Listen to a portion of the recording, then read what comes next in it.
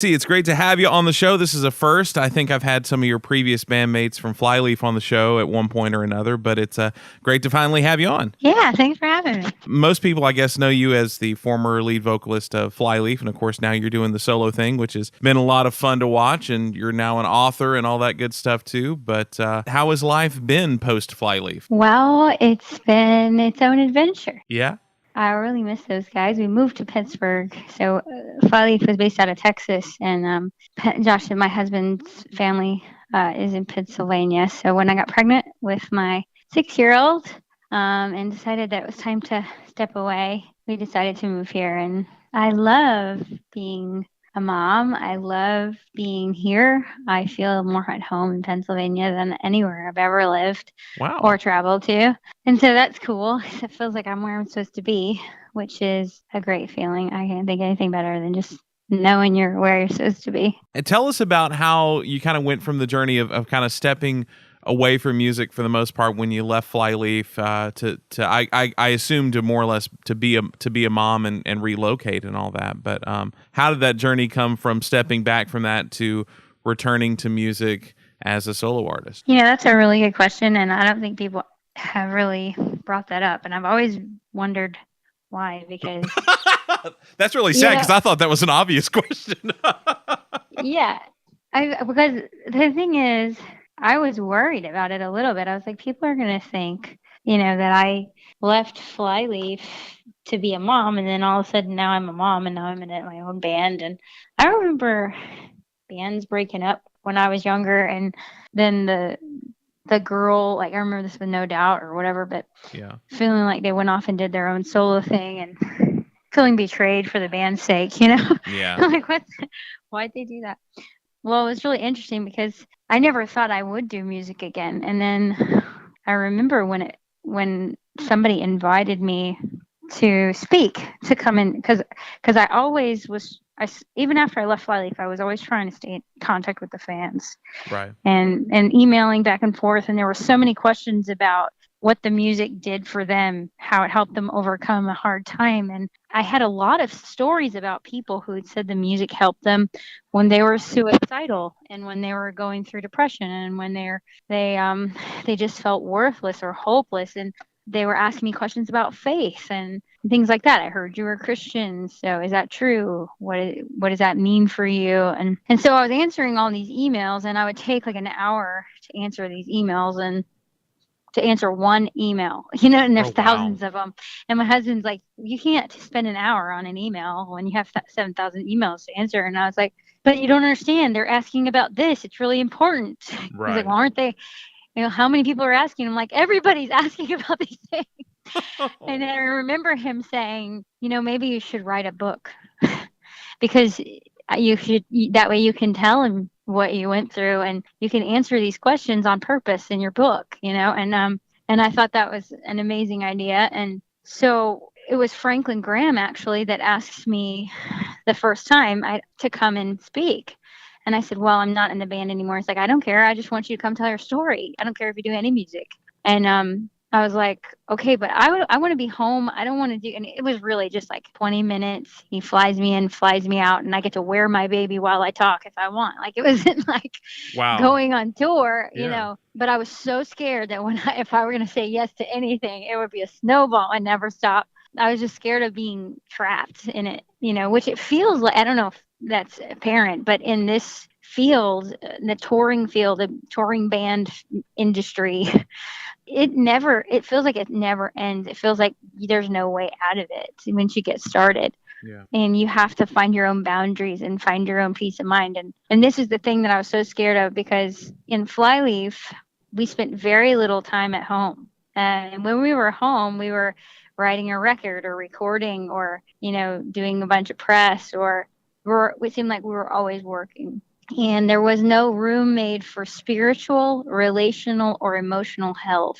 There was no consideration of those things. And we were teenage. I mean, I remember Jared was 17 or 16 when we signed with 16 or 17 when we signed with Octone. And when we went on tour, his mom had to be with us. Right. Like, and you just put these kids out on the road and just book them shows until they fall over. And then, they ask to go home for Christmas one year and you're like, ha ha ha. Yeah. you know, so, and we had a lot of situations where I almost didn't make it out like of that alive, just emotionally, just struggling with depression and suicidal thoughts and being around people who struggle with that. It's a really heavy, in that industry and in the fans and all that. So I was just so nervous to be a mom and put myself out there. I was afraid I would get caught up in it again. But I kept feeling this pressure of like, listen, is your life, like the scriptures say, your life's not your own. You're bought with a price. And I felt like I had to be willing.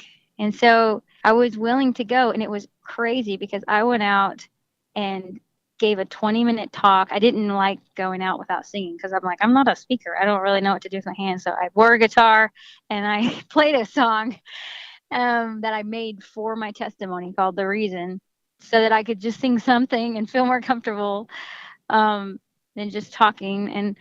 And when I went out there, it was so easy. It was just so easy and so free. And so I played it and I spoke and sang one song in front of more people in those 5 Franklin Graham events than Flyleaf did when they were touring nonstop for like 2 months straight. And it was like, it was just I'm just saying, like, the difference of what I was called to in that season was so gentle and kind of God.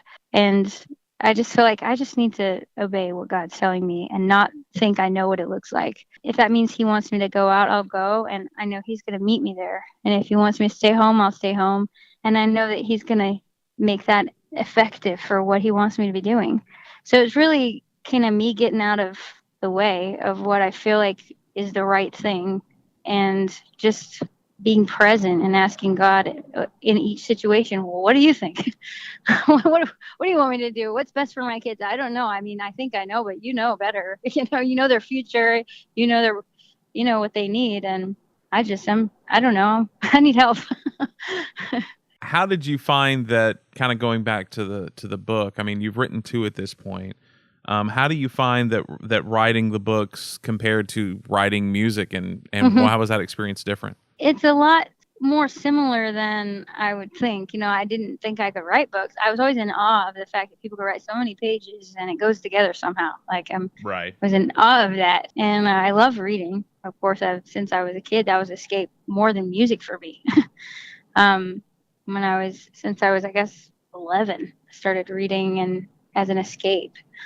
I never thought I could write a book, but I was in this place where I just started listening to people above my own self, I guess, and just saying, well, I think you're really smart and I love you and I'm going to honor that. I don't know how it's possible, but I'm just going to believe in you and I'm going to try it.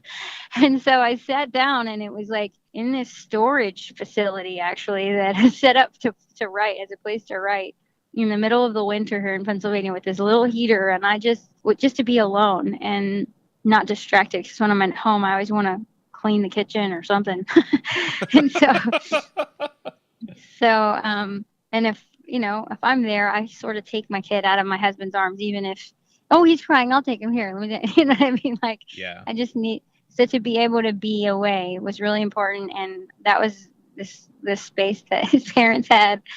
And I just made it a little writing studio. And I couldn't believe that I sat there for like sometimes 6 hours straight and felt like I had gone on a great adventure just by writing.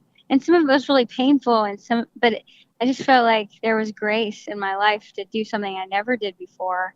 But the thing that was beautiful about it is that same moment of getting the chills and being moved and crying and knowing this is the thing I'm here for. That's what happens when you write a good song, or when you know that you're meant to put it out. You get the chills and you cry or something, you feel like shouting or something. And I did it. Yes, that's it. That's what we're going for. Like, I don't know why I'm here, but that must be the thing we're going for. And that's what happened when I wrote The Reason the first time I tried to write something. And so it worked out. Nice. One thing strikes me, and this is just totally off off kind of in random land, but it strikes me as kind of almost halfway amusing that the reason came first and the mystery came second, because it seems like the mystery is usually what is the reason.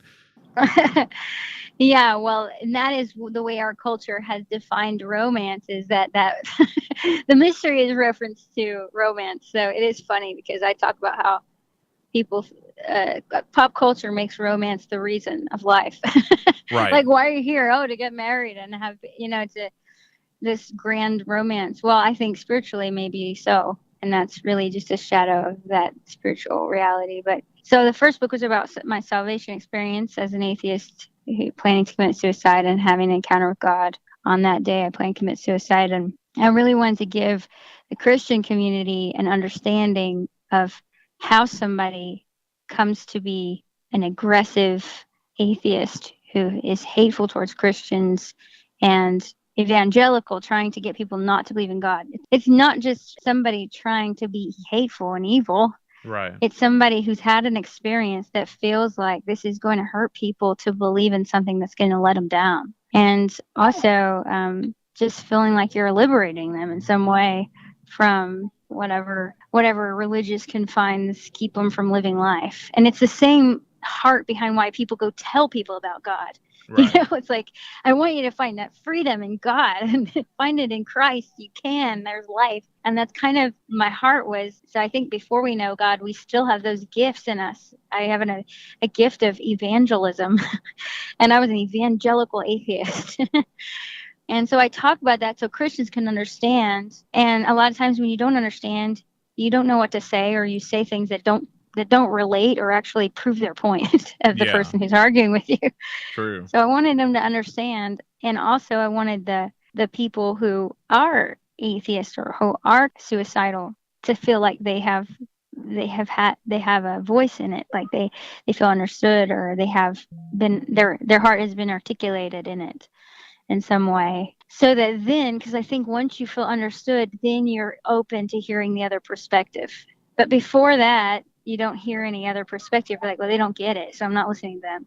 But when you get it, you're like, okay. And then, yeah, that's the question I'm asking. Why does all this bad stuff happen? Why, can you believe in God even when, you went through this terrible tragedy? How can you do that? And so I talk about, my encounter with God on that day that I planned suicide, and just, yeah. So I begin with my story, the reason for why we're here. There's purpose behind it. It's to be loved by God and to love him back, and then the mystery was about how romance really derailed my life from that reason that I had in the beginning. Yeah. And I was back in a suicidal place and ended up being rescued out of that again, and realizing there was way more to romance and to life than I had understood before. Right. Yeah, for sure. So having had those kinds of experiences with dealing with suicide as a train of thought, or as seeing it as a possible solution to problems, how does it register when other musicians choose that route, as several have recently of High Note, between Chester and others who have just decided, okay, this is the way out. How has that landed with you? Well, it's a really big question. I mean, it's not like, I'm really tired of hearing people talk about people like they're just an idea. Right. It's not just a subject we need an answer for. It's real life people who have personalities and histories and struggles that only they know between them and God. Yeah. And everybody's story is different. And I think that my reaction to that had to do with, it was different when Chris Cornell took his life. When that happened, it was devastating and it was sad, and I was angry at the enemy, which I believe there's a real enemy. There's a demonic spiritual realm that wants to snuff out bright lights who have, the potential of being lights in the dark and changing the world in ways that give people life in place of death, and hope in place of fear, and all of that. I think that's a real spiritual battle going on all around us all the time. I believe in that 100%. And there are all kinds of ways that we get deceived into thinking that something is is truth when it's not, something is right when it's wrong, something is beautiful when it's evil and disgusting. I think we have romanticized suicide in this past year. Yeah, I Yeah. think there's been a huge push to romanticize suicide. In some cultures that is considered an honorable way to die, like in Japan and then places like that. And I believe that it comes from not acknowledging that our life is a gift to us from God, that each one of us is created in his image, that there's a spiritual battle going on, that that there's demonic forces that hate God, and then they hate us because we're made in his image, and they want us to destroy that image and they want us to hate ourselves. And the truth is, we do find ourselves in that place where we agree that, you know, there's something in our lives that makes us not want to keep going. Yeah. Sin leads to death, and there's some kind of rationalizing in that moment of like, yeah, I guess this sin, whether it's somebody against me or my own sin, it's worth dying over. Yeah. And I think the hope and the message of the gospel is the only answer to that. There is justice that has been served. It's not just, oh, well, forgive and forget. No, it's actually been paid for. Right.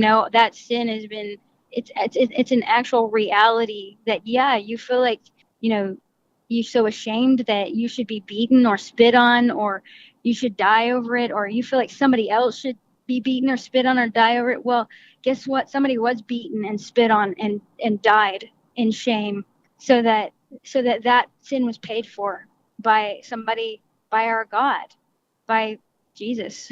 Yeah. So we can actually have that sense of justice, and it is a spiritual revelation. So we have to ask God for it, or we can't grasp it. It just sounds like foolishness, obviously, but he's ready and willing to bring that revelation to our hearts so that we can actually walk in freedom from feeling like we need to die.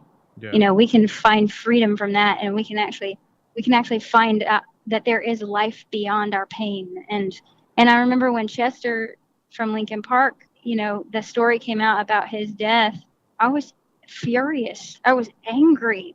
And I think that's and I was so thankful, because I think Brian Head Welch from Corn came out and said he was angry too, and he did a really fast response, and I Yeah. waited a little while, but still I feel like it's important to respond right away, because we really love those fans, we really love those kids, and that message, just send that message to your fans, is just disregards the fact they're all staring at you. Yeah. And I know when we're caught up in our own pain, we can't see anybody else, and I get that, but we are so privileged in our rock stardom.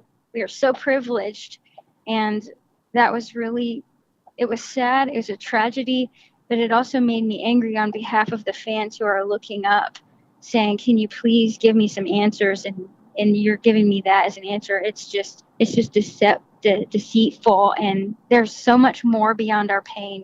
There's so much more to come. If we can overcome, we can have a strong voice, we can help people, pull people out, and that should be our response. And anger at suicide, and anger at self-hatred, and anger at hopelessness, and that makes us want to make a pact with life and say, that is not going to be the message I'm going to send. And that's kind of what it made me feel like, this resolve of like, you're not going to get me, and Yeah. I'm going to do whatever I can to keep as many people from falling into that as possible. Yeah. Yeah, for sure, for sure. Currently, the single that at least that we're playing is "Rot." Would you like to tell us a little bit about that song? Yeah, well, I think it goes around along with what we're talking about, just how sometimes we make death and suicide, or just evil, into something, we romanticize it and make it this beautiful thing, when really it's just death, and it's not going to last past this life. And we work so hard to try to have some kind of smart thing to say, or some kind of impact, or work so hard to have the right kind of impression, or to look the right way, or anything to be beautiful in some way or another. But if our beauty's not focused on the eternal, then it's gonna rot. Right. So that's kind of what it's about. Cool. Well, hey, that is the most succinct song explanation I've ever heard, and I think it worked. Because a lot of times you're like, well, it's about this. And I'm just like, okay, give me more. But see, you actually explained it, and it was still succinct. I like that. That's fantastic. Thanks for the Well, encouragement. I've got just a couple other questions. One, since you are touring, probably not as much as you were with Flyleaf, obviously, but since you are touring, and it's not like you cease to become a mom when you tour, what has touring life been being a mom? It's awesome. It's great because the kids actually help keep us grounded, I mean, when they were little, it's like all these people want my autograph and I'm worrying that, I have to change a poopy diaper in a minute, like, Right. you know what I mean? So it's beautifully grounding in that way. And it's also just cool to be able to, show people that kids are a blessing, not a burden. They're fun if you can embrace it, if you can embrace the craziness of it all, and you can become a kid too, and in that way. And it's been great. I love having them out. I love getting to teach them because something in me wants to protect them from all that. I remember one time we were on tour, and I could feel when we went into this certain city, I could feel the weight. You can kind of, and I think some people have that gift of empathy where they can just feel what other people feel. Yeah. And my son is like that, my 6-year-old, and he's a lot like me in that way. And he had this terrible fit and began to hurt him, like just say things he's never said before, just say, nobody loves me, and things like that. And it was Wow. exactly what you could feel in the air, you know what I mean? And saying he wanted to hurt himself, and just not just in his little 4-year-old voice, just like it's like something in me wanted to be like, we're going home, like what are we doing, why are we here, like. Yeah. But in the moment, I felt this courage in me. Afterwards, I cried for a little while, but I felt this courage in me to just set it straight and say, Joshua Lewis Sturm, tell my son, this is not who you are. This is not true about you. And I want you to understand your gift. You have a gift of empathy, and you can feel what other people feel. There are people here who feel that way. And so I want you to know you have a special gift because God wants you to pray for them, those people that feel that way. And when you pray, it's going to make a huge difference because of the gift God's given you. It's a signal to you that you can pray and it'll be powerful. So you need to pray. And he said, okay. And he starts to pray for these people who feel that way. Wow. And it was such a sweet little simple, powerful moment. And of course, he didn't struggle with that the rest of the time. It was like, and I was like, that I didn't even know that was true, but in the moment, I think God just helped me say it. And afterwards, I learned at the same time, I learned from that moment. And I went away and I'm like, help me, God. I don't know what are we doing? But I know that that's important because he is going to have to face the world we live in on his own in a few years. And so it was awesome because the Lord kept showing me, you can't, if you try to keep him, caged in and protected, you're going to break out of that cage to see what's out there. Right. And if you bring him out there and you show him what to do in the face of darkness, he's going to know when it comes along. And I'm like, okay, Wow. God, you know better than me. I don't know. Wow, that's cool. That's awesome. One other question that I would be remiss if I didn't ask: is there any new music on the horizon for you? Well, we're always writing music. My husband and I are always writing songs. My husband's been writing a lot lately, actually, and calling me in to sing over riffs he's written or lyrics he's written, and that's been a lot of fun. And we always are doing that, but there aren't any formal plans to record with the band right now. But I think we're going to meet together in the next couple weeks with our team because we kind of started a record label with our